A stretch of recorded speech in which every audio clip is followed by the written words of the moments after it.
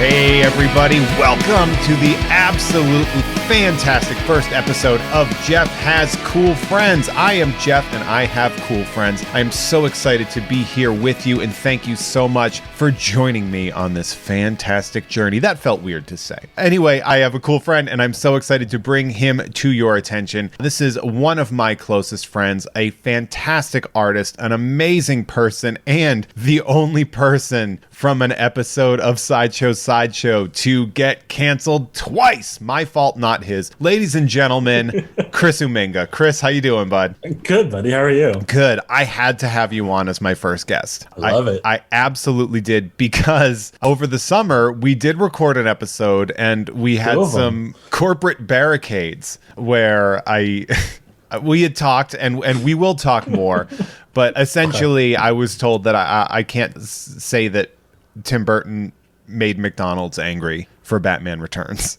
Like that, and he's like, you can't say that happened. And I'm like, but that is what happened. And like, but you said a swear during it. And I was like, yeah, that's fair. So we're not allowed to. So now everything's free. Yeah. Free for all. I think people think that because I am unencumbered now, because there's no like corporate shackles, that I'm all of a sudden going to become some like edgelordy Howard Stern immediately. And I'm like, no, that's not how it's going to go. It's just that I'm allowed to have an opinion about pop culture now. And they're just like, well, hey, we sell a statue of the thing and you can't say it's bad.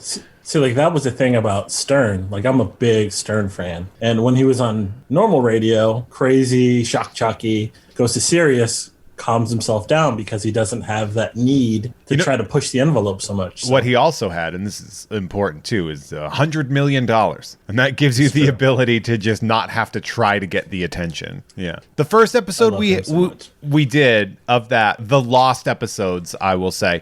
Too hot for TV. Right? Too hot for TV. Order your VHS now, $19.99. Hosts Gone Wild. So I was like, okay, fine. So I recorded one that was aggressively positive. Yeah. And it was too positive. Well, I think I would have gotten away with it, except in the middle of the show, you said, there's no way they're going to let you get away with this. And I was like, you're blowing up my spot. I think the thing that made that happen was I said, okay, on a scale of greatest movie of all time to greatest movie of all time, rank the Terminator movies. And you were like, they're not gonna let this happen. No. I think it would have worked. I think it would have been very funny because the joke was good and nobody knew the reason that it was so positive. Except than like the people listening, yeah. Even like the listeners wouldn't have noticed. The editors it was only one person. Okay. And they were like, a message received. And I was like, what message exactly? But anyway, this is not about the thing that happened last year. This is about you. You are a fantastic artist. We go back about, I'd say 10 years or so. About 10 years. Oh, man. It's been too long. I was talking about you the other day. We did a private watch party. Like we rented out the whole theater to go see Godzilla Kong. How was that? Oh my God. So good. So good. But like that's now the only way I can go to the movies. Like, is renting an entire theater? Yeah. Yeah. Because we had about 8 people and everybody sat really far apart from each other, but it still broke down to be about the same cost as going normally. Yeah, this theater renting thing is kind of spoiling us a little bit. Mm-hmm. And I was bringing you up and I was like, then I was thinking on the drive home, I'm like, when did I first meet Jeff? And it was C2E2. And I was like, man, that was... I don't even know if it was C2E2 because or is it Boston? We have a connection through Bob Shaw, previous guest of Sideshow. And he was, I believe at your time, like a manager or something or friend or whatever, and introduced us. And so I'm guessing it was probably at like something in Boston or a smaller con or maybe like a Philly or something like that. Yeah. But we got along really well. We clicked, and it's funny because we click very well and we have a lot of diametrically opposite opinions about the things that we enjoy and the pop culture we consume. Although I will say this, you and I have the same opinion about Godzilla versus Kong because that movie was a blast. It was so good, dude. It's everything you could have wanted out of that concept. It's a movie that has verses in the title. Like you can't expect much from a movie with verses in the title, and yet they gave me everything that I wanted. Spoiler stuff, but when someone showed up, I lost my mind because I never thought I would see that character. That's kind of a thing that will happen. Like in movies, they have to shock you at some point in time. They have to give you a post-credit scene in your movie now. Like but there wasn't one for this one. No, but they're taking it and now they're putting it in the movie. They're like, here's the thing that we would have put at the end, but we're not Marvel. We're going to put it in the movie now. It is. I just want there to be a bunch more. I just want. Yeah, I'm good with like if they do like 2 more, I'd be like, I'm fine with this. If they want to like start again, I'm okay with it. We were just like joking. It's going to be like Godzilla and Kong versus like the Fast and the Furious crew. Yeah, there's got to be something. Voltron. I'm gonna think that it would have to be like Ultraman, or if they bring out like Jet Jaguar, which would be a weird and interesting choice. I mean, it would not a weird choice because it's a character in the mythos. But that being said, like it definitely had the sort of both 70s and 90s vibes of the films, and it pulled it off very well. It didn't try to over explain something. It didn't try to like dark and gritty it up too much. It was just like, hey, this is going to be fun. This is going to be a good time. And that, you're going to get some good monster fighting. That to me is something that I really like, is when they're like, this is going to be fun. You're going to have a good time. And then there are other movies, and there are movies that you have a lot of fun with. And I'm just like, this isn't fun right now. And that's where like you and I will get into a compliment text thread where it's just like, hey man, just thinking about you. You're great. Within 8 texts, that becomes like, here's what you don't understand about Batman versus Superman. Okay. Zack Snyder didn't want it to be fun.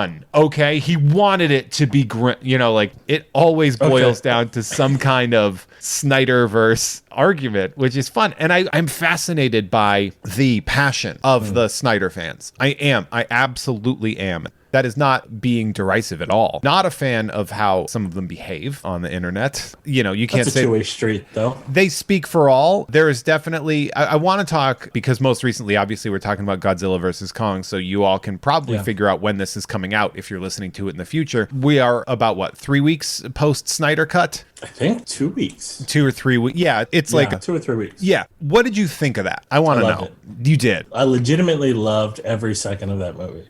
And there were a lot of seconds in that movie. Well, that's the thing. So it's long. Sure is. But it's not ridiculously long when you compare it to Endgame was 3 hours. So it is 3 plus. It is a third longer than Endgame. An entire third.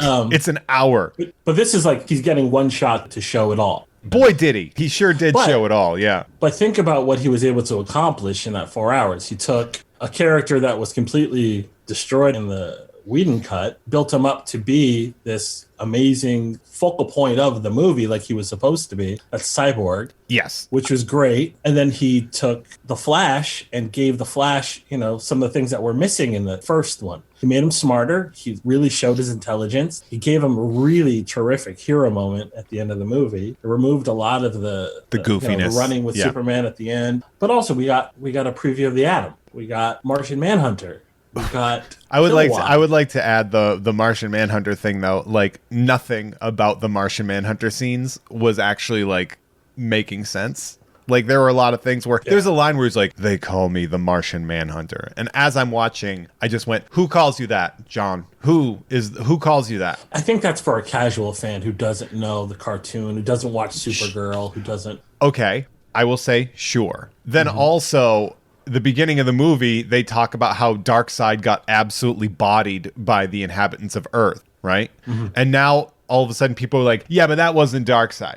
And yet the whole time they're like, and his name was Darkseid. And there was no, and so like there's stuff where like he's painting by numbers for casual fans. And then there's other things where people are like, actually, idiot, that was Uxas and it wasn't him. And if you've read the entirety of the New Gods and you've read this and this and this in Infinite Crisis, then you'd know, you fucking idiot. And I'm like, okay, well there seems to be this dichotomy of like something that is overly obvious in the film and then something that's like, well, if you didn't know that, you're just not a fan. But don't you love that? Like, I love that they're spoon feeding to someone who's not familiar. But then there's Granny Goodness, who's, Granny Goodness, who looked like Jesse Plemons. For a second, I was like, is that Jesse Plemons? The idea of Granny Goodness being there, I was like, oh, cool. They put Granny Goodness in there. That's neat. I wasn't a person. Here's the thing is I always want a movie to be good, especially when that movie is 40 hours long. I'm like, well, I want to like this. So you watched it straight through, or did you watch it in the installments? Both. I watched it straight through first because I do for the other show, for Tom and Jeff Watch Batman. We're doing it in 4 parts. So, like I watched it straight through for my first watch. And then my second watch is I watch chapters 1 and 2, and then I take my notes. And then I do 3 and 4, so like it's that process. And there are scenes like, and I've said this before to you, I think Ben Affleck is great as Batman. Best Batman ever. I agree. I don't agree that the movies are great, but I like him in them. So I like those things. Well, he's Frank Miller's Batman. Ish. Like, yeah. He's the older Batman who's been through the wars and tired of it. I think it's that, but I don't think he's Frank Miller's Batman. He's Zack Snyder and Ben Affleck's Batman, but with the hint of age and the armor from Batman versus Superman, which I think ties into that. Oh, come on, the Bat Tank. Yeah, I mean, yes. See, that's another little Easter egg where if you're a real like hardcore, you're like gonna lose your mind when you see that. I went crazy. There's a lot of, it's called the Snydercut. It's an assembly cut. It's like everything he ever filmed. And then they were just like, and this is the movie. Yeah. And we're going to add some more. But I think we talked about that in the text as we're both creative people, right? And it would just be the same thing of like, if you're working on a project forever, and then all of a sudden someone comes in and says, you know what, we're going to finish it for you. And that's it. If you were working on a set or a joke or something, and then someone comes in and goes, I know better. I'm going to come up with the punchline. And then you're like, what the fuck? You would want to get a chance to finish it, especially if you know this is it for you. You're never going to get another chance to work with these characters, work with the property. You've come out and said it. That joke will be the last bit that I do on that topic. Yeah. Right. So you want to kind of go out and say, this is everything I wanted to give you. This is everything I wanted to do. And I wish I could do more, except they won't let me. Here's what I would tell you, is that what I would not do is make my final bit rambling. The economy of words is important in storytelling, and it's just a part of it. And I definitely feel like that was lost in there. Like, it's a 4-hour movie, and like, anybody who makes a 4-hour movie, in my opinion, as a personal opinion, should go to jail. No, that's not right. You shouldn't do that. So if you were watching Endgame and it was 4 hours, you would have been upset? I would have been like, why did this need to be 4 hours? Yeah, I would not have. They said there's a 6-hour cut of Endgame. Yeah, I don't want to watch that. You would watch it, though. I watched this. That doesn't mean that I was like, this is great. Like, I wouldn't want to watch it. I think you'd be more gung-ho to watch a 6-hour Endgame. I think the Russos are better storytellers than Snyder. I think it depends on the subject matter. I mean, no, they're better. Dawn of the Dead? Okay, here's what I'll tell you. I think Zack Snyder is a phenomenal cinematographer. I think that his eye is fantastic. I think his storytelling is not. But that's not to say that he doesn't make beautiful things. Yeah. He does. He sure does. I think it just goes to that thing. It's two different styles of comic book movie. It is. And that's basically it. And it's like, I wouldn't want to see a Marvel version of The Crow. Like, no. Do you want to see a No. I also wouldn't want to see a 4-hour version of The Crow either. So like there's and that's okay. And that might, Skull Cowboy, man. There are lots of reasons for these things. Like, I'm not the person to think that if you like something, you're an idiot. Yeah. I do have opinions on how people behaved about it. I think the hashtag crew, there was a lot of toxicity in that. And I don't with toxic fandom in any way. But so without getting into specifics, it's a two-way street, because there's plenty of other fandoms where, fans clamor for a certain thing and they really want it, really, really want it. I will say this. I am also not a fan of the people that were angry at WandaVision. I think WandaVision was a perfect storytelling. And the people that were like, but this is what I wanted. And I'm like, I don't give a what you wanted, because that's not what this is. I think WandaVision was a really slow start for me. Like, I'm not really attached to the characters. So I watched it, and it lost interest after the first episode. And then I said, there's a bunch in the bag now, so I'll sit through. And I got into it. And I think like everybody else, when, Quicksilver shows up, they tease multiverse. Yeah. And everyone is like, now the expectations are so high. Like, everyone has a theory. Like, what is this now? Because, the next Doctor Strange is the multiverse of madness. So when you do set the bar of expectation that high, and then you pull the rug out from everyone with the boner joke, you can expect some people to be kind of upset about it. Let me tell you, I like a red herring. I really do. I like when things subvert fan expectations, because one of the things that I take umbrage with the most is when fans think that they're allowed to control their entertainment. Play a video game if that's what you want. No. At a certain point they are, because they don't have to watch it. They don't buy a ticket. True. They don't get made. You don't have to continue reading the book, but that doesn't mean that you get to write the book as you're reading it. And it's not choose your own adventure. That's the thing. Yeah. That's fair. There are those. First ever overdue library book that I ever had.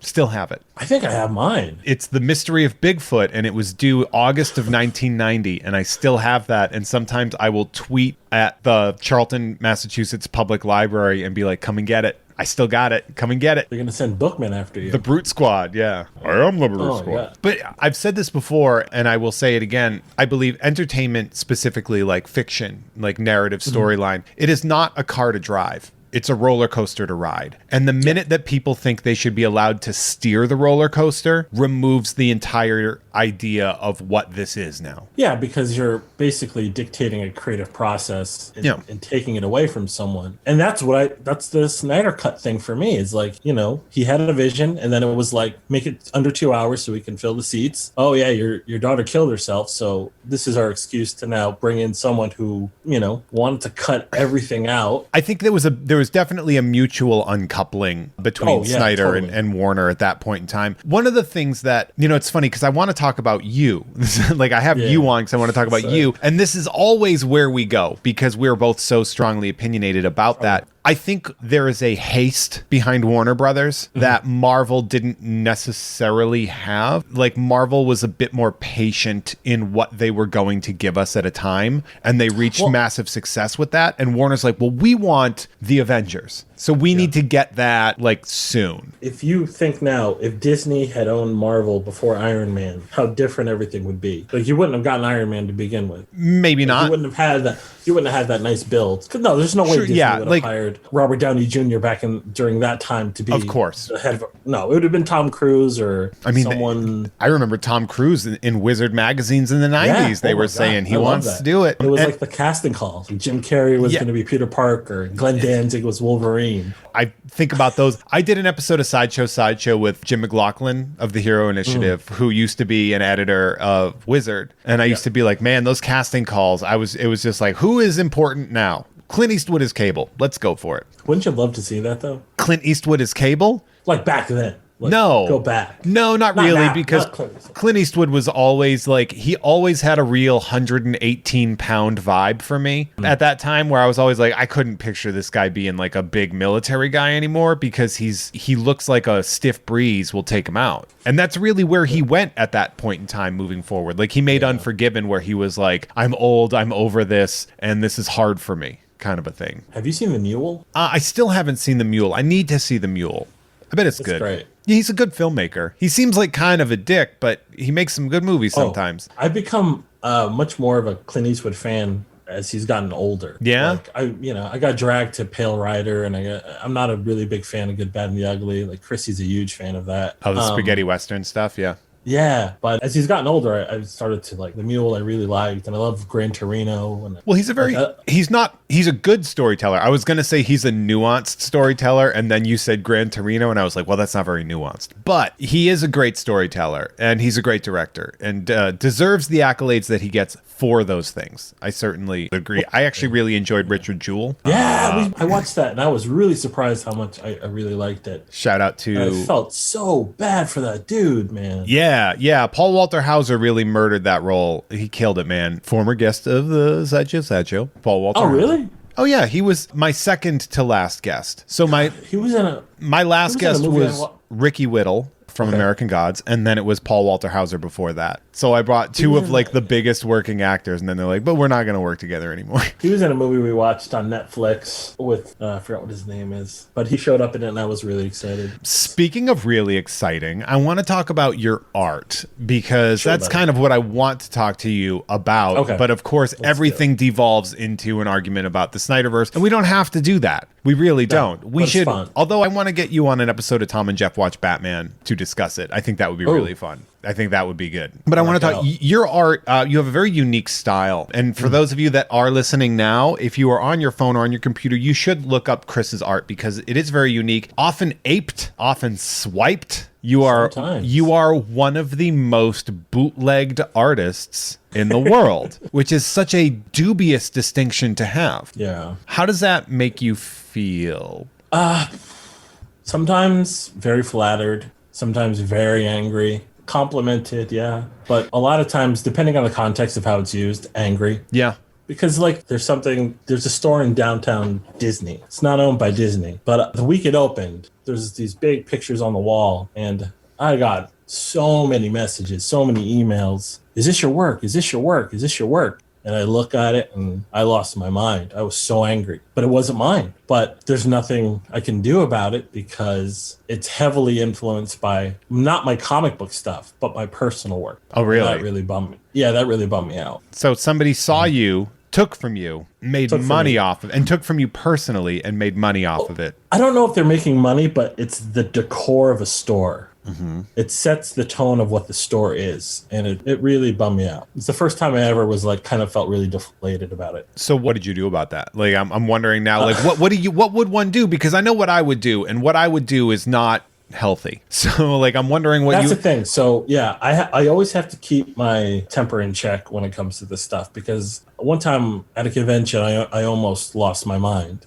on someone. Really? And go on. Chrissy had to stop me. What was that? Well, tell me that. I do want to hear that story. So my dad had just passed away, and I had to go to a convention in California for something. Ooh. Yeah. So my cousin lives out there, so I got to see her, and I'm still dealing with all the stuff with my pop. And I'm sitting at my table, and my sister's texting me about something. So I have my head down, and I'm responding to something that needs to be taken care of. And I get a message talking about how I'm a piece of shit for ignoring this person, that they want to spit on me next time they see me. And was it me?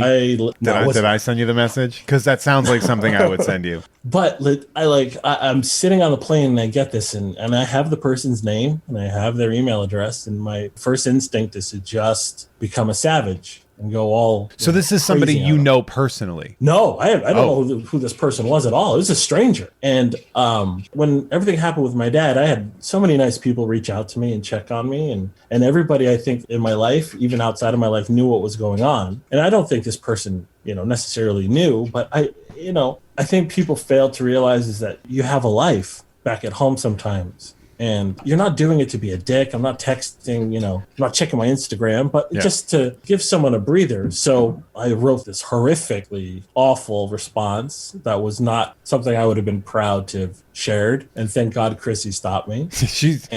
Chrissy, your partner, Chrissy Zullo, also a fantastic artist and also very level-headed, very kind, very calm, very empathetic. We balance each other out perfectly. And I love her very much for that. And so when we were about to take off on the plane, and she said, just wait till we land. And when we landed, I got into perspective. And I responded, not to the person per se, but I responded just in general, like, hey guys, if I seem distant and you see me at a show, it's not because of this. It's because of this. So please just be patient with me while I deal with everything. And you're like, and then I killed that guy. Like, that's the level of kind of anger I had. Like, where if that person had said something to me in person, I probably would have gotten arrested. I could see that. I remember an interesting story where Tom Whalen and Dave Perillo, great artists as well. Oh, I love Dave Perillo. Very unique styles as well. Often imitated, never duplicated. They found one of those bootlegging print guys at a con, and they made him tear up all of his copies of their work in front of them. I saw the photos of them all ripped up in the trash, and I was like, oh, that's pretty good. Well, one time I went to Frankensons. Yeah, Frankensons it's essentially like a collectible flea market that's open on Wednesdays and Saturdays in California. It's heaven. It's like... It is. It's one of those places where people are like, if you're a nerd and you go to LA, take the 25-minute drive to Frankensons. I rushed there. I had a signing at Disney, and I rushed there afterward. I only got about 15 minutes in there because the hours are so crazy. They're so weird. Want something weird? But I've never been. Yeah, so you've never been? I haven't. I've never had like the time or impetus to go. I think you'd be in trouble if you went. I think so too. Although I've pulled myself away from collectibles, the less space I have. Yeah. The more I'm just like, well, I don't have room for that. Dude, I've been doing, yeah. I have so much credit at Sideshow, and I'm like, I don't even know what to do with this because, like, do you know how much it costs to ship stuff? I know. But Sideshow they make some cool shit, man. I mean, I got stuff right behind me. I got lots of cool shit that I got from them, but I'm like, well, where would I put any of this stuff if I had it? I have a baby Yoda sitting still in the box, just in the other room. I'm like, I don't know where I would put it. I mean, Grogu? Grogu. It's a weird choice for a name, but okay. I was just like, when they said the name, I was like, oh, it sounds a lot like Groot. When they said the name, I was like, was that what we needed? Did we need that information? It would have been like, it's just like, hey, this is Bob. Yeah. Oh, this right here, it's Phil Johnson. He works for Commerce Insurance. Yeah. This is Dr. Smith. Yeah, I have to cut back on all my stuff. But went to Frank and Sons and walking around, and I see a booth, got a bunch of my stuff. You know, I was with a friend who was a little bit more persuasive with having them take it down and destroy it. But, you know, the idea was, oh, I found it on the internet. I thought it was up for grabs. And that's a lot of the times you hear too. It's like, oh, I found it on Pinterest. Art theft is something that I think the current generation, like the younger generation now, doesn't care about as much. Yeah. The idea that everything is accessible and free means that it should just be free. And that I remember I had WorldStar took one of my tweets, chopped my name out of it, and posted it on their Yeah. And I was like, well, why would you just take something from me and not give me it's nothing to leave me in. And there were a couple of reasons that I theorized why. And I noticed that they did occasionally leave the authors' faces on there, but they were always authors of color. And I was like, oh, because you're WorldStar, you don't need this face representing WorldStar and what you're sharing. But at the same time, I was like, but also what the man? And then people were like, big deal. It's not a big deal. I'm like, well, that's because you are a loser and you don't come up with clever shit. Exposure. There's no exposure when you take from me. There's no exposure because they cut your name off. Yeah, they pulled the Uminga signature off. They pulled my name off. Like, I don't mind when something goes viral and it goes everywhere. I do like that exposure. I don't hate it, and I don't expect to be paid for a tweet. But what I do want, an NFT. Man, I got some friends that are diving into that, and I was just like, oh man, I don't know if this is a good idea. I won't touch it. It seems off. It seems like a weird thing. It just seems not worth the damage you're doing is not worth the money in the long run. Yeah, that perspective. It's a very short-sighted perspective, it seems, all things considered. But there's that. Now, your stuff has been everywhere. I see it all over the place, and it tickles me. I mean, you've had statues made. You had a line with DC. DC Collectibles. And RIP. Man, boy, did they change the name of that company 50 times, huh? Yeah. They're like, now we're DC Direct. DC Direct. Now we're DC Collectibles. We're DC Direct again. Also, we don't exist anymore. But you did a line with DC Collectibles, and it was like the first line that became very popular, which was the Artist Series. Is that what it was called? Artist Alley. Artist Alley. Yeah. And it was you and a couple of other artists, which eventually would be joined by Chrissy. Mm-hmm. The first wave was myself, it's another artist named Newligan, and then another artist named Show Morose. And we were the first three to really launch this line where they went and they found artists in Artist Alley who had a different artistic perspective or take on characters, and they took a chance and made some really cool little vinyls out of them. Yeah, they rolled with it. Yeah, it was supposed to be followed with more series. Fun story, and this is something interesting, is that your line, it's not a part of Batman Black and White. Mm-hmm. However, when they released miniatures of the Batman Black and White pieces in PVC form, yours is the only one that wasn't an original Batman Black and White that was reproduced in the small version, and I missed out on the black and white Chris Uminga, but I definitely got the small version of it. Saw it in the store. I don't even have the mini. Well, you want me to mail it to you? No, that's yours, buddy. I can find one. I don't like it that much, if I can be honest. No, the sad thing about that is, like, there's plans for a lot more of them. Well, you did a Flash. You did Aquaman. R.I.P. So those never got produced, huh? Flash got produced. Well, I've seen Flash. Yeah, Aquaman was supposed to come out last year, or was announced 2019, and then a bunch of stuff happened, and he got put on hold. Mm-hmm. But I did designs for this bad grammar. I designed a bunch of the other JLA characters, and hopefully someday. Yeah, I think that is it would be easy to reconvene that set. I want to take a minute right now. We're going to do a segment called "Hey, these people are paying my bills." Hey, these people are paying my bills, so I get to say their name. Not an official song yet. These are the producers of the show, the people that are in the VIP patron level of the Patreon. I'm going to say some names, Chris. You can react to them however you want. But the following people give me $10 a month at patreon.com/JeffMay. That's awesome. For me to say their name. So first off, we have Normal Man Andrew McGuire. This is a normal man, Chris. Okay. He's not a bad dude. Hey, he's normal. He's a normal man. David Knifeboot Hinson. Dill Havarti. The guy told me to use my favorite cheese. And so I did. I'm a Dill Havarti fan. What's your favorite cheese? Havarti? Dill Havarti My favorite is my favorite Brie. cheese. You're a Brie guy.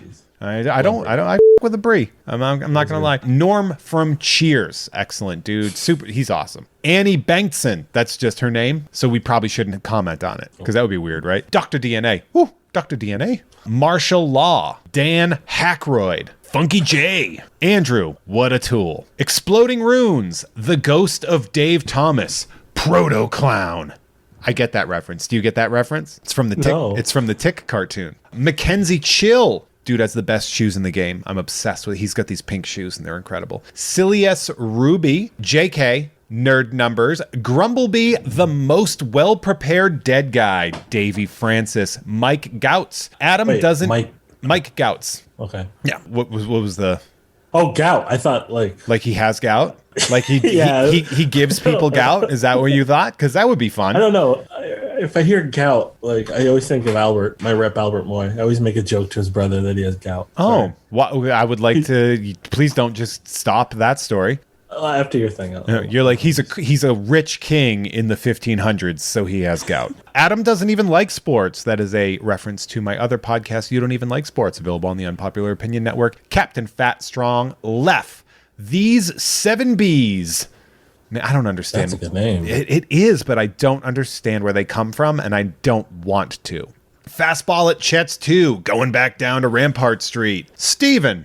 I don't know where he came up with that one. I like that. Bart Fartigan, Mike Stanton. That dude's a goddamn all-star. El Celdo, Cody Beck, Billy Beck. Show me in the rules where it says a dog can't play basketball. Gray Man, renowned podcast producer Ian McClendon. Talon, at C Doctor Video. Cronenberger, Jennifer Fendelander, Cheswick, Bob Shaw. I bet you know Bob Shaw. He's a convention guy, sketch guy, toy guy. Okay. I guarantee you he's got work from you. I would put $1,000 on it. Jolly Buckaroo, Rudy Rueda, Russell Richardson, Local Man Gavin, Scarecrow's HR manager, Pivo, Rewind, Eaton's world famous Pecan Sandies, Nolan Matin, and Pneumano Ultramicroscopic Cilioso Volcaniconiosis Jones. Jeez, that's awesome. So those are all the people that donated $10 to the Patreon. I probably should have amped that number up because it's a lot of names. I should probably have been, but it's a damn good list. That's a solid all-star list, man. It is, and I'm looking forward to see what goofy-ass names they show up with, or if they just are like, just use my name, you weirdo. I'm surprised people aren't just putting their like handles. So it'd be like, I don't know, find me out, follow me on this. Chris, at Uminga 720, for example, would be a good example of that. 1,000 Bs. So now you have had a lot of pieces through Wonderland Gallery, which is Wonderground. I'm sorry. Here's the thing, and this is very important. I think you knew this, but just to reinforce, I'm very stupid and I missed some things. But I have seen your art at the Wonderground Gallery. Yeah. Do you still work with them? Yeah, I just did some new pieces that came out during Orlando. Yeah. Because, Disneyland as a whole has been shut down for a year. It sure has. That gallery was kind of MIA. So it's reopening now, which is great. Everyone's kind of getting back to not normal, but what is going to be the new normal. The new normal, yeah. So, yeah. Florida had no rules. Florida's just like, we'll do it. They had people down for signings. I was supposed to go down. They even said, well, come on down. I haven't left really my house that much. It's probably best. So I had 4 new pieces out this year. Hopefully I'll get to do some more stuff next year with them. Yeah, so what were the pieces that you just released? A Goguru from Baby Yoda. There it is. Which I'm not allowed to call him Baby Yoda. No, I got a company-wide letter about that. We can call him So did I. the child, the asset, or Grogu. No. Yeah. But we could not call him Baby Yoda. When I went down to Disney the first time, everyone's asking, oh, do you have any Baby Yoda stuff? Baby Yoda's not me, but like one of the shops, and everyone's doing the Disney point, the two-fingered guide. And they go, well, you can find the asset merchandise here or the child merchandise there. So very protective of Grogu. So I did a Goguru Olaf from Frozen. From Frozen, yeah. Hatbox Ghost from Haunted Mansion. The Haunted Mansion, yeah. And Scrooge McDuck from Mickey's Christmas Carol. Ooh, that's fun. So that's a good one. Yeah, I love that. Are there that's my favorite. Did you get to pick those, or or they like this is who you get? So were those were your choices, right? Those are my choices. Sometimes you're kind of guided towards something,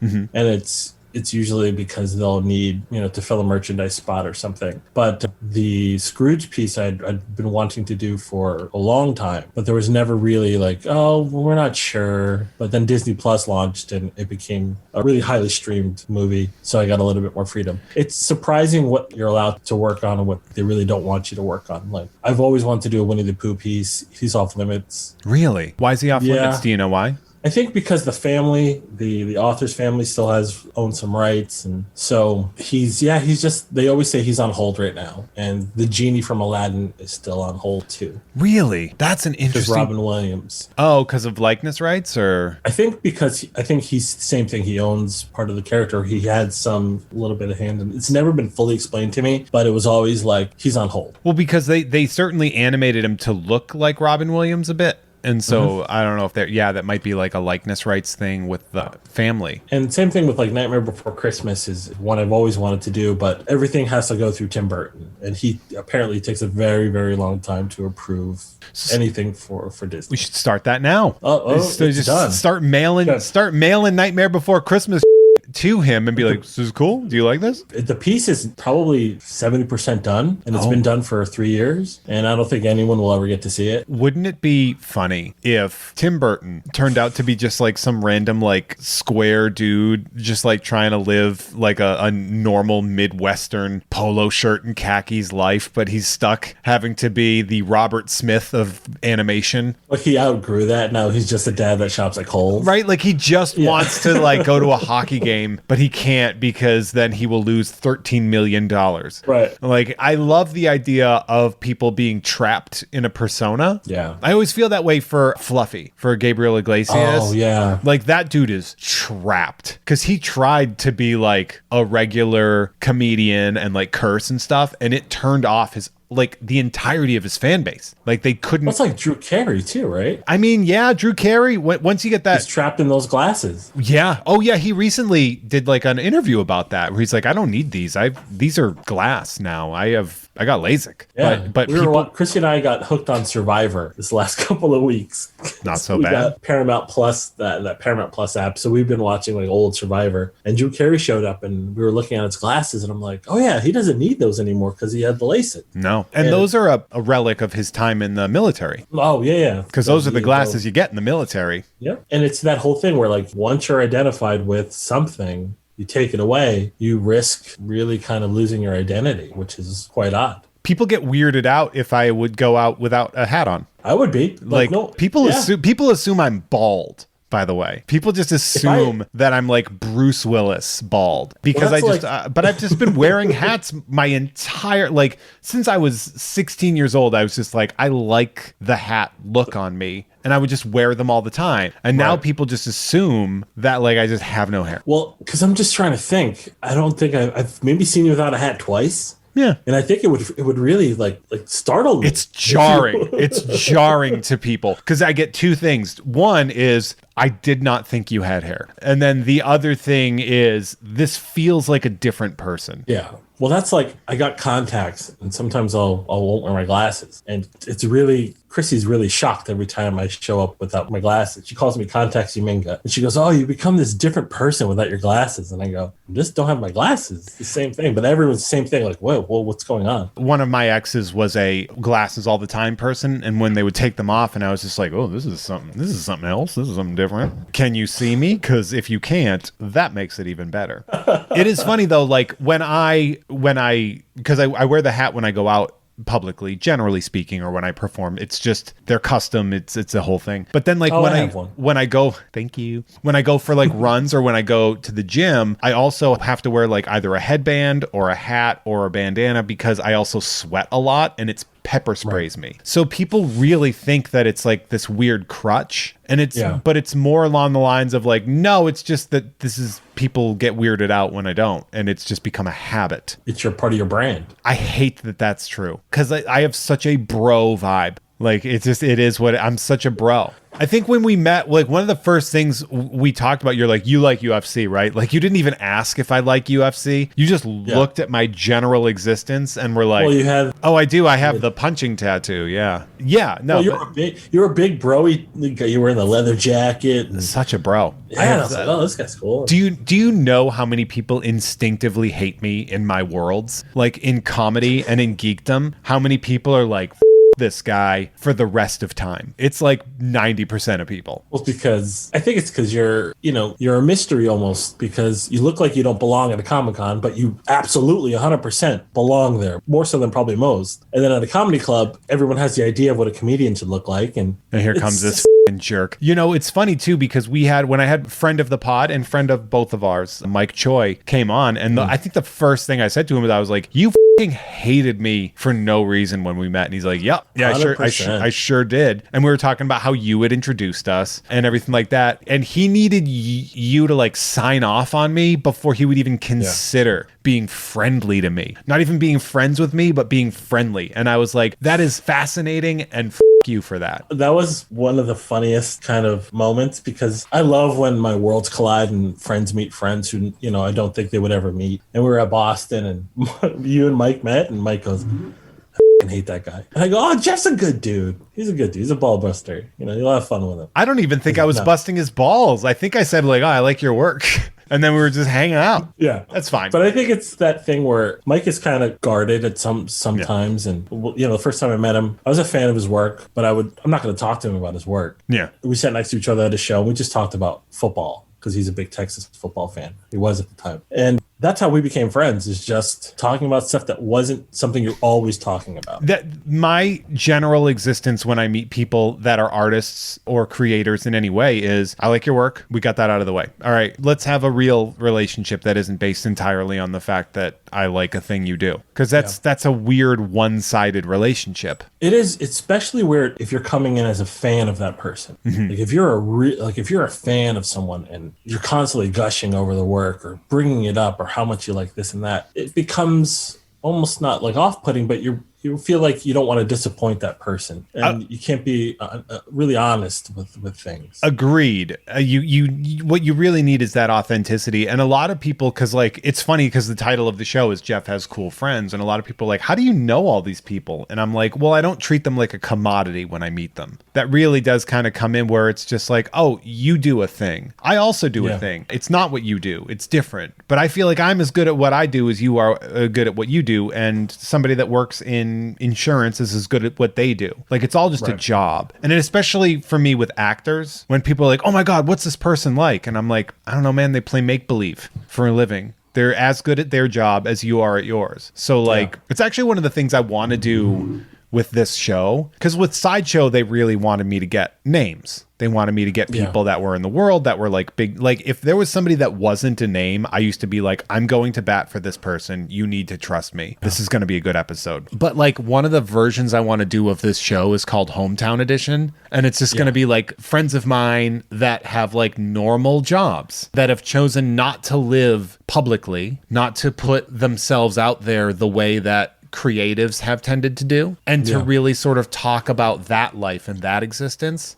Because, like, I want to know, the Sideshow wouldn't have been like, hey, you got a friend that works for the Red Cross, right? Why don't you have him on and talk to him for an hour? But, like, I can do that now because I own this show. Right. So that's what I want. Yeah, like, my best friend for most of my life is the complete opposite of me. He went to law school. He has a job in insurance. But he is one of the funniest and most interesting people I know, just based on life experiences. So we'll talk every once in a while about like, oh, what are you working on? He'll ask me, what are you working on? Oh, did you ever get to meet so-and-so? I think that's interesting, but I'm really interested in like corporate life because I never get that exposure. So I'm like always like, so what do you do for lunch? And like, what's it like at a Zoom meeting? And so it's kind of funny. And I'd love to see you interview like a guy that works at a warehouse. Yeah. Like a buddy from Framingham who works at Bose. Yeah, like that to me is fascinating, and to see where those conversations go. Because like I also get a lot, like when I go home, I get a lot of people, like my friends that I graduated with. I mean, we're all in our late 30s and some are in their early 40s.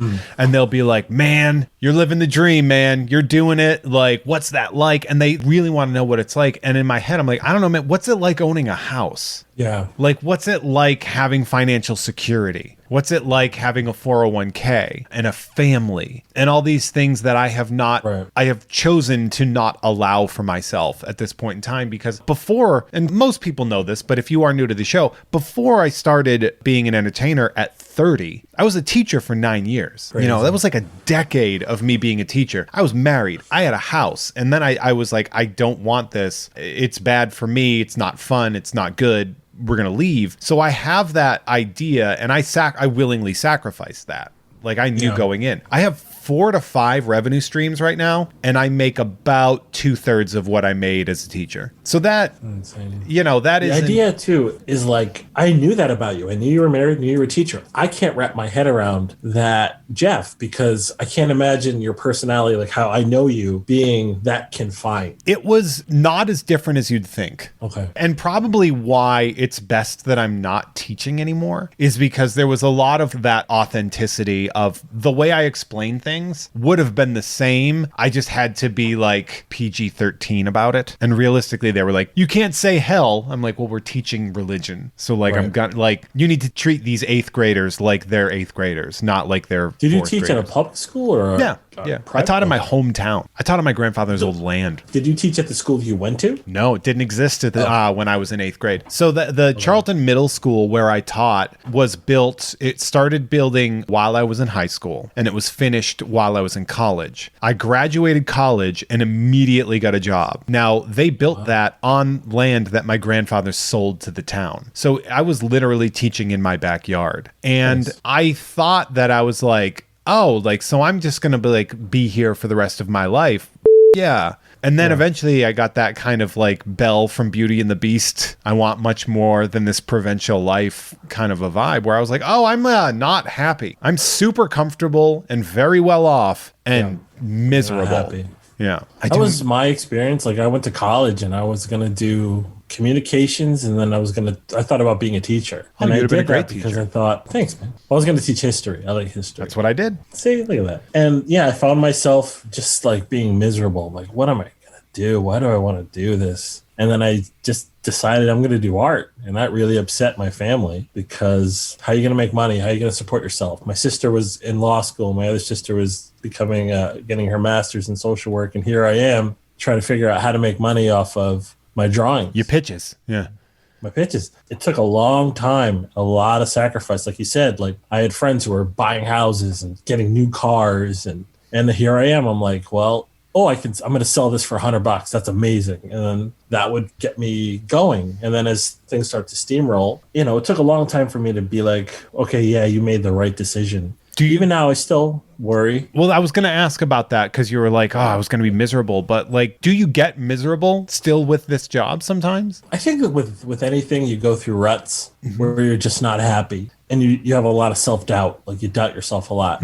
Like you do some work and you think it's amazing and you think it's going to lead to something else. And it goes quiet for a while. And you're just like, what am I doing wrong? You know, do I need to change things up? And then you change things up and it just doesn't feel real. It doesn't feel natural. And then you have people around you saying, don't do that. Go back to what makes you happy in drawing. So the sad thing is, like, you know, as an artist and I'm sure as a comedian, you're by yourself a lot and you're in your head most of the day. And, you know, you work on something that you're so proud of and sometimes it doesn't get the response you want. Or you go back and you look at something you spent like 2 months working on and you just hate it. Yeah. So there's a lot of torture in it, but God, I couldn't imagine myself doing anything else. Nor do I think I would want to. And I sacrificed like a lot of creative people, like family gatherings and, vacations and all that stuff because I had to go do a convention so I could pay for my health insurance. Yeah, I get a lot of like there are things too where like there's stuff that I can't go to. Like I remember I had a friend that had like a destination wedding and I was just like, have fun. But like I don't have $3,000 to do that. I have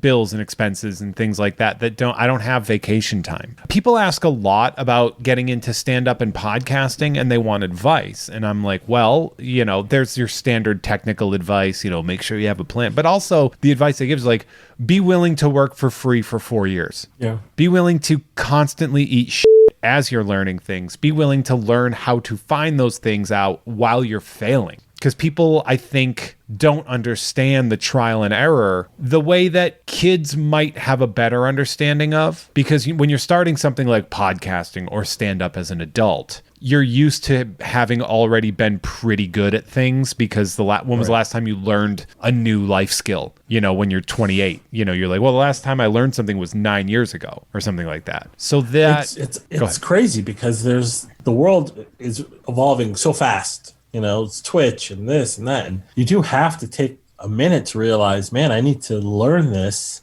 or I'm going to get left behind. The amount of texts I have that are like, we got to figure out how to stream on Twitch. And I think the text I got, it was from my friend and partner, Adam Todd Brown, where he just said, a lot of people much stupider than us know how to do it. I'm sure we can figure it out. And I want to do a Twitch, and I love watching Jim Lee draw on Twitch. Like I just discovered it, and it's become this thing that I'm constantly listening to and watching. I like his setup, and then I'll go watch someone else's setup, and it looks like a slot machine. There's so many like little streams on the bottom, and there's bells and whistles, and I go, I have no idea how to do that. I have zero idea. There's an intensity, and I think Jim Lee is just like, I don't need this. So like, it's very calming to watch and listen to him draw. I would think so. It's funny. One of my friends is his neighbor. So I'll like drive by his castle sometimes and I'm like, man, all that from drawing the Punisher for a while and then getting X-Men, that is bananas. Like to see like where people's careers have gone in comics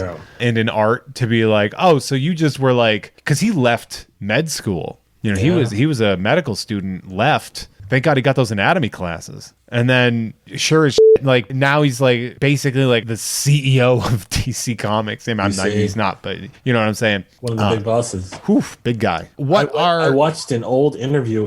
I watched an old interview with him. God, probably, right after he left school with Stan Lee. Oh, from the old VHS tapes. Yeah, and it was great. And I'm just like, I went down a whole Jim Lee rabbit hole one night and I'm just watching everything. And I always like to stop, but I didn't know much about him. I've actually never met him. I really liked his work, and I thought he's a really smart guy. And then you go back and you hear him speak, and you understand like the position that he's in now. Just he's a hard worker. Startlingly tiny. I was not expecting that. I walked by him in Baltimore, and he got terrified because he knew that I recognized him. Yeah. Because like I kind of like was like oh Jim Lee. Yeah. And then so I could see like he got a little wide eyed, and I was just like I just nodded, and I'm like don't worry, it's fine, you're safe. I'm not going to be a weirdo about twice. It. Really? With who? First time was with Humberto Ramos. Oh, he's great. I have a piece of art by him. Oh, I love Humberto. He was like one of the first people I ever showed my portfolio to. Oh, cool. Back when you could just go up to him and say, hey, what do you think? And he gave me some really good advice. And then one time we were at a restaurant, and Chrissy loves bringing this up. We were having sushi, and he walked in, and I just went, oh, like I had a moment. Lucky enough now where, we see each other and we just nod because we've seen each other now so many times. And the other time was Greg Capullo. He's an interesting guy. He may have confessed to a crime to me and my friend Josh and his wife at the same time to us. And I'm not going to blow up his spot on that one, but it was like so fascinating to hear. Yeah, I would love to hear. You got to tell me that story. Once we cut, I will absolutely tell you that. Now, funny story too is like I do like having those like, there's just like LA, you get that a lot where it's people you recognize, but you don't know where. And then you remember it's like, oh, you're the mayor from the Dark Knight trilogy. And you're like, that's how I know you. That's the thing. It's funny. I wanted to say on Humberto Ramos' story. I was at Wizard World Philly, and I had a couple of students with me at the time. The dad/uncle, because they were two cousins, brought them, and I was like, I'll show them around if you just chaperone them if you're there, so it's not weird and creepy. Like, I'll do it, So the dad texted me while we were in a panel, and he's like, hey, bring me your sketchbooks. I made friends with a guy. And we were like, okay. And then so it was I believe my wife at the time took our sketchbooks and brought them to the dad because we stayed in the panel. And then the guy was Humberto Ramos, and he just did sketches for me and all the kids. So I have like a Spider-Man by him just in my sketchbook, just for free. He's like, I met a nice guy at the bar or wherever he was, just wherever. He was the first artist I ever got a sketch from. Really? Yeah, he did a Joker for me. Just like. Oh, that's pretty rad. Yeah, that's another one I got from. Oh, I see it right. Yeah. So in the video, it's right behind you. I did my first artist that I got a sketch from was Kyle Baker, and it was of Isaiah from Truth. Because it was right when Truth had come out, which Falcon and the Winter Soldier out now. And I don't know if you've been watching it, but that character is sort of cycling back. So It's interesting to see. But he did a sketch of that character for me because he was the artist of that book when it had come out. That's awesome. And I still have that. I wish I had collected more art when I was first starting, but I didn't have the money. Like, I didn't have the money to go and get but then as things go, you get your Grail pieces and you get pieces from artists you really like. And so I'm pretty happy now as my collection is slowly growing. I've done well for the collection of art that I have and how much I've paid for it. And not necessarily to I got this great deal. It was just as I was talking to people and being like, I like you. And so I'd be like, man, I like you. I like your art, but I like you. And I would love to have something from you. And for some reason, I would always get undercharged or just not charged at all. Yeah. So I have some pieces by Michael Turner, Steve Dillon, Darwin Cook that were all free. That were just yeah, man, hell yeah. And Michael Turner was awesome. He was such a nice guy. I have a Supergirl from him that I got back in 2004. That was great. That was one of my nicest memories at a convention was before the show opened. There's this big store. It's called Labyrinth, and they have all these different art books. And I was just there before the show started. I'm looking through all these art books, and I see a guy standing next to me. I know it's Michael Turner. I'm not gonna geek out or bother him. So we're just looking at books, and then he showed me a book. He's like, "Hey man, look at this book. Isn't this really great?" And I'm just like, "Holy shit, yeah, this is really cool." And then we spent a good 20 minutes, didn't introduce ourselves to each other, but just showing each other these art books that we really liked. And it just ended that way. And I was just like, man, what a nice, just another artist, or just got someone excited about art, just wants to talk to someone about art. Just a genuine dude. Because there are some people that I've met where I was just like, oh, you're an asshole, and I don't care how good you are. I don't want anything from you. There's something to be said about that, which is disappointing. When you meet somebody and you're like, oh, you all the way. Sometimes it's gotten to the point where I've just been like, I don't want to buy anything that person does anymore. Yeah. I've had that experience. It's disappointing. I was with my friend Matt Fletcher. Great artist. And he was a big fan. Yeah, he's a good dude. And we were at a show, and he was a big fan of this artist, and he's just standing there waiting to get something signed and to buy a print. Yeah. And that artist would not look up at him. At all. But when a bigger collector came over, that artist popped to, shook his hand, talked, just would not look. And then, after the collector left, he sat down, just went back to drawing, and then when their helper came back, that's when the helper would help Matt. And by that time, Matt was like, no, I'm good. I think I could guess who that was, and I'm not going to say the name out loud, but afterwards I'm going to say it. Is the first name an initial by any chance? No. Okay. All right. I was just wondering because I know some people that have sort of been like that. And I think sometimes this does sort of cycle back to your previous story of you never know what someone's bringing with them. Yeah. And you might, because I've had experiences where I was like, oh, this guy, he was kind of a dick. And then the person who was one of the talent wranglers from Marvel was like, oh, this person's not a dick. So I don't know what happened, but there must be something going on. And I'm actually going to check on him. Because there was somebody who was famously nice that was a complete dick. And he's like, that doesn't sound like this person at all. After that experience, we found out, this person's not a nice guy. Really? Unless you're in his group. And that's unfortunate because then the total opposite would be someone like Phil Noto. who I think is the nicest guy, one of the nicest people I've ever met. Zero ego, one of the most talented people I've ever met. Yeah, he's a great illustrator, just a killer illustrator. So great and so helpful. Same with Sean Galloway, Cheeks. Cheeks, yeah. That guy has made a career out of being amazingly nice. Like, I love Cheeks because he helped me out with something that he didn't have to. Like, he knew me for, a week. And then he's, helping me figure this thing out that was really important. I love him and I owe him. And that's why it's great when you do meet people that are truly fantastic people and they blow your expectations away. And it cancels out the, every once in a while you run into someone that's not that great. And those experiences, I think, shape how we interact with people. And I think there's something to be said about that. That is a perfect sort of explanation of how you should be treating your fans, which is, I know what it's like to be burned, and I know what it's like to feel accepted, both by people that I like. Both by people that I am personally a fan of. And so I meet fans, especially back when stand-up was legal and I was traveling, and people would geek out and I'd be like, this is weird, but okay. I recognize and understand. I have a small fan base, but they are very rabid. And they're really, really supportive, really strong. It's the reason I can pay my bills right now. And they'll be like, you're a lot nicer than I expected you to be because of how you sort of deliver lines on stage or how you deliver your lines in a podcast. You're much nicer. And I'm like, well, yeah, that's thank you. Like, I exist in part because of you. Like, I'd still be making art, but I wouldn't be making money without you. It's like, I'm so thankful for people that support me. Sometimes it's overwhelming, like the life I get to lead because people are so generous. Yeah.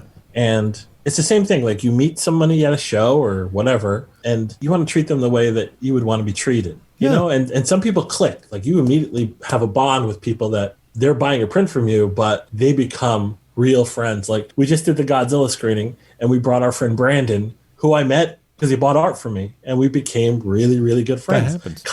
Kyle Wright, one of our friends. Kyle Wright, fantastic. He works in film. Yeah, cinematographer. He's and a great cinematographer. Camera operator. Yeah, he's another one. Like, that's why I love that, and I really miss doing conventions, is because you do create this family on the road, and you never know who you're going to meet. You never know who you're going to click with, who's going to come to your birthday dinner, or who's going to go to the... Like, I've invited, I did a signing at Disney once, and this one guy who messaged me on Instagram asked me if I could bring this thing to sign. He brought it, and I was like, man, let's go have lunch. Yeah, and then what do you create from there is you create a bond. You create a friendship out of a fandom. And it's the same thing. Like, I don't care if you ever buy anything else from me. Like, you're a friend. You're a buddy. Like, we have this respect for each other. Like, I bought a sketch from you.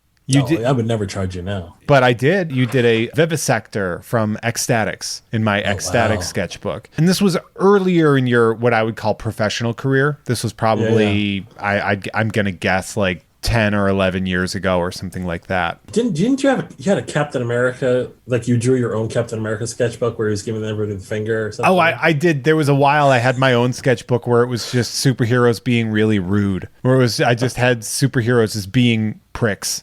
And it was just what I would do when I was bored at a con. I would just be like, what if I did a prick version of Batman? What would he be doing? He'd be pissing off a building onto somebody. Why not? Like, we sit next to Ron Lim every year at San Diego Comic Con. Oh, yeah. And I love Ron. I was a big fan of Ron. But again, I'm not going to be like, hey, you're Ron Lim. So it's great because Ron brings his family, and his son Brandon's like always sits next to me. Like, he sits at the table, and his son always draws pictures for me every year. So I have a stack now going back 5 years of Ron Lim's son. He always asks me, what do you want me to draw? And one year was like, oh, draw me Mitch McConnell. And he drew me a picture of Mitch McConnell. I love it so much. I do like that. But that ties to the sort of family of the world that we're in. And that fandom is in itself a family. It is. And even to the point where you argue with your family and you don't always agree, but you will always stand up for that family. It's crazy how we always call like our convention family changes over the years. Mm-hmm. You're really close to someone, and then the same thing, you argue with them and you're like, I don't need to be around you now. But then there's someone else there that you get to meet and you get super close with, and That's like, I think like anything, like everyday life, you're close to someone, you distance themselves and you allow yourself to just open up to somebody else. And that's part of the reason like this whole world is great. This sounds like advice. This sounds like you're like, hey man, get back on the horse. I was definitely like, what are you trying to tell me? Right. It's so funny. Like my life has changed so much in the past 6 months and I'm just sitting there like I've lost 30 pounds. Dude, you're a beast now, man. Which is, it's nuts. Well, none of my clothes fit now. Like none of my clothes fit. I have like 9 things total in my wardrobe that fits. So now like I'll be wearing like a t-shirt now and it's loose. So like I start like sweating wrong and I'm like, I don't know what's happening right now. Like, why is my body doing this? Between that and like, is this your way of like dealing with the pandemic too, or just like keeping your mind sharp and occupied on something else? Or the reason sort of I've made these major shifts, couple of things. Number one, the pandemic hit and it was very hard and it played a very massive toll on my last relationship to the point where it kind of shattered me a bit. And so around August, after things really started falling apart, I started to attack all the things I said I could not do for the past 20 years or so.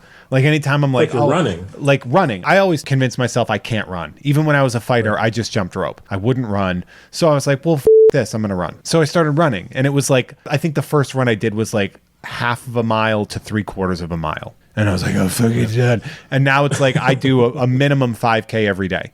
Except, sometimes I take an off day because that's important too. Well, I love like on your Instagram, your off days, when you took an off day because the next day you're like, I can't believe I ate a pizza last night. And, I mean, I never say I can't believe. I'm always just like, I took an off day and that's fine. And I ate garbage and that's fine. I sent you a box of Funny Bones. You sure did. And I ate the shit out of those things. You can't find those out there. No. For those of you that don't know, Drake's Funny Bones are an East Coast delight. It is essentially a devil's food Twinkie filled with a peanut butter cream and coated with a chocolate frosting. And they are the nectar of the gods. They are just absolute. You're a snack. They're so good. They're so good. But yeah, like I think that in this sort of like, I hate to say it, the fitness journey, as I'm going through, I try to remind people, because there are people that are sort of inspired. I wouldn't keep posting stupid ass Instagram videos if people didn't tell me they were important. Yeah. But I try to tell people, I'm like, look, man, this is hard and I don't like it, but I do it. Sometimes I stumble. Sometimes I cheat and I eat foods that I shouldn't eat. And that's okay. Like, that's fine. You're supposed to enjoy life while you are prolonging it. Because if you prolong just a miserable life, what's the point? Like, why would I?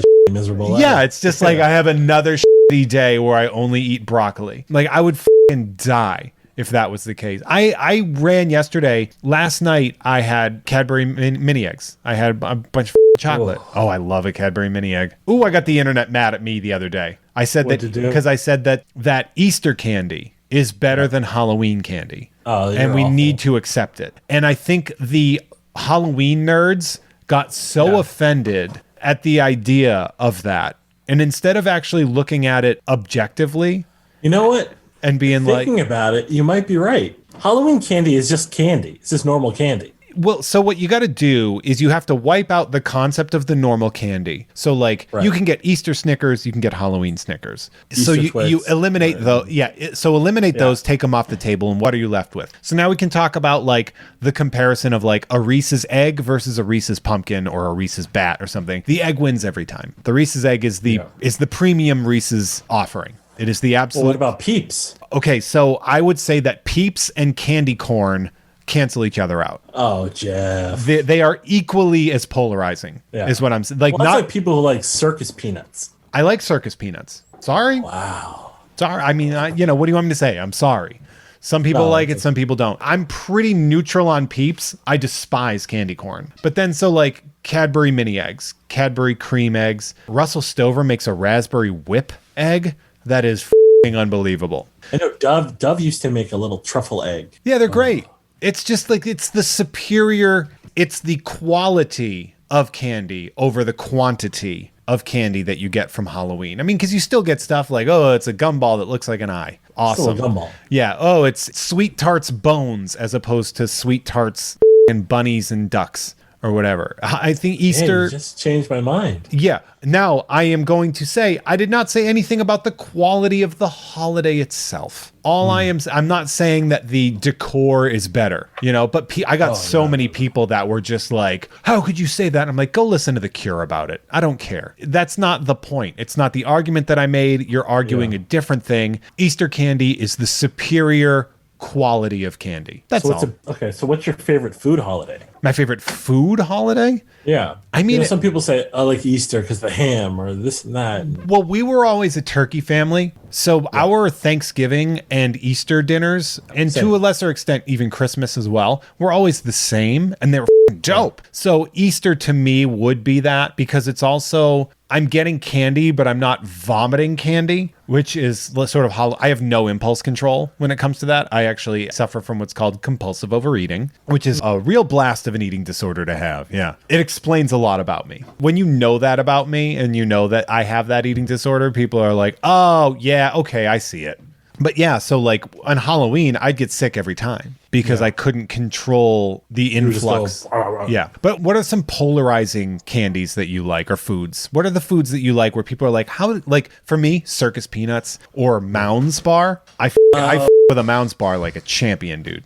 See, I like Almond Joy. Yeah. My dad liked Almond Joy, so that was like, we would split. He'd get one piece, I get the other piece. Pickle juice, like I love pickle juice. I used to have to drink pickle juice for a fight. It's great. It hydrates you. It's like mega Gatorade, yeah. Chrissy's disgusted because I'm addicted to pickles. Like I will go through them like nothing.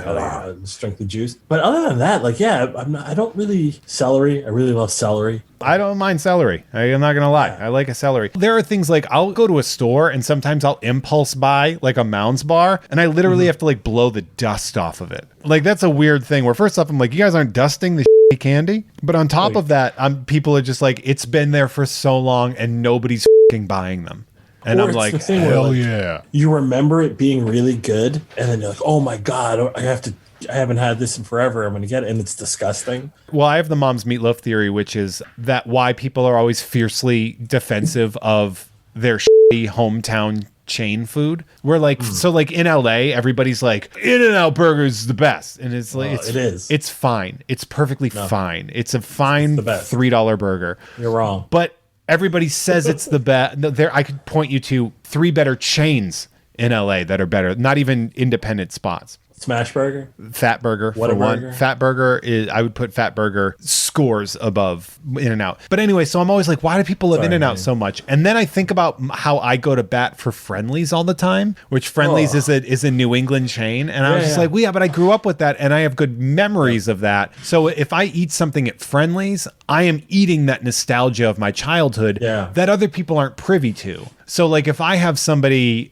that was born in California and I take them home, I'm like, you have to try Friendly's. And I take them there and they're like, here's the thing, this is not that good. And I'm like, that makes sense, actually. Yeah, this is you can't taste my childhood. It's a fun idea going to Friendly's. And then you go to Friendly's and you're like, man, I could have had a much better meal. But it's that nostalgia factor now. Dude, trust me, I'm big on nostalgia. Yeah, like you're eating your childhood memories, and that's so goddamn satisfying. But if somebody doesn't have those memories, then you might as well then everything's an Applebee's. Like everything is just average at best. Well, that's why like I miss traveling, because I haven't traveled for so long now, is going to new cities and like being like, you have to try this place. Like this is the best. And when I moved across the country, I drove, and I got really excited to drive through the South to sample like all the like independent barbecue spots and all this. I couldn't find anything that wasn't a chain. Like the whole trip through Texas, I couldn't find a non-chain. I ended up eating it like this like real greasy spoon of a diner because I couldn't, which I liked, but I couldn't find anything that wasn't a Chili's